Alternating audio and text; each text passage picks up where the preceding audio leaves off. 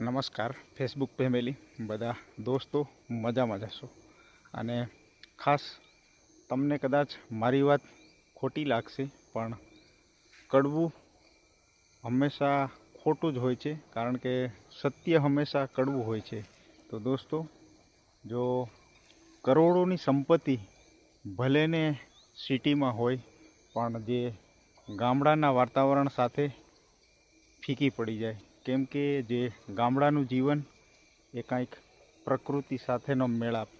કેમ કે જોઈ શકો તમે, નદી, આ લીલાછમ ઝાડવા અને આવા લીલા લીલા હરિયાળી ભર્યા ખેતરો. એટલે ખાસ દોસ્તો, જો ગામડાનું જીવન એ એક અદ્ભુત કહેવાય. કેમ કે આપણે બેરોજગાર હોય, કારણ કે આપણી પાસે એટલો કમાણી માટે, અહીંયા રોજગારી માટે કોઈ ધંધા નહીં,